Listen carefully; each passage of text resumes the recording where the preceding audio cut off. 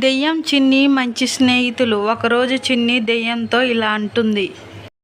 ఏ చంపా దెయ్యమ్మా, రేపు నువ్వు మా ఇంటికి భోజనానికి రా. నేను నీకు నచ్చిన వంట చేస్తాను.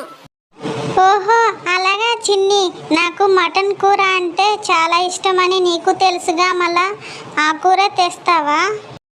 అవును చంపా దెయ్యం, నీకు మటన్ కూర అంటే ఇష్టమని నాకు తెలుసుగా, నువ్వేం ప్రత్యేకించి చెప్పవసరం లేదు అని చిన్ని మరుసటి రోజు దెయ్యం కోసం మటన్ కూర చేస్తూ ఇలా అనుకుంటుంది.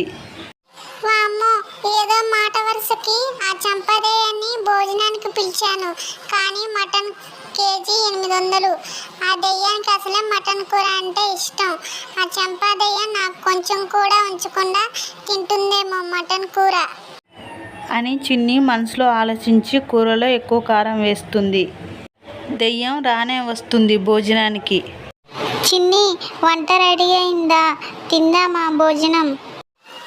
రెడీ అయింది అనుకుంటూ చిన్ని ఇద్దరికి మటన్ కూర వడ్డిస్తుంది.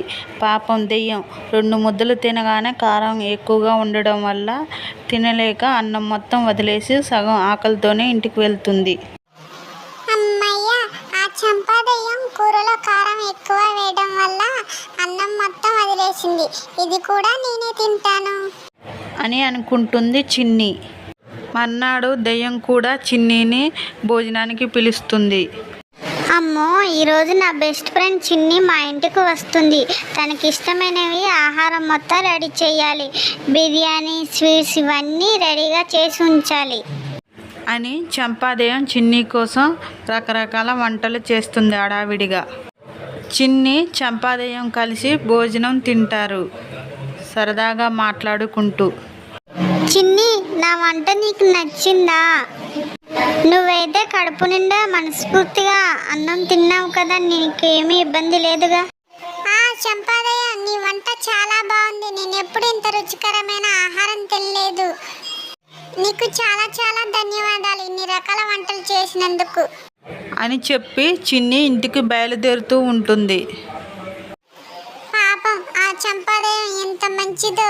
నేనే మా ఇంటికి భోజనానికి వచ్చినప్పుడు తను తినకుండా ఎక్కువ కారం వేశాను, కానీ అవేమీ మనసులో పెట్టకుండా నాకు కడుపు నిండా ఆహారం పెట్టింది. అంతేకాదు నాకు ఏమేమి ఇష్టమో అవన్నీ పెట్టింది. తనకి నేనంటే ఎంత ఇష్టమో నాకు ఈరోజే అర్థమైంది. ఇలాంటి తప్పు నేను ఇంకెప్పుడు చేయను అని అనుకుంటుంది చిన్ని. ఈ వీడియో నచ్చినట్టయితే ప్లీజ్ లైక్ చేయండి, షేర్ చేయండి, సబ్స్క్రైబ్ చేసుకోండి. Thank you.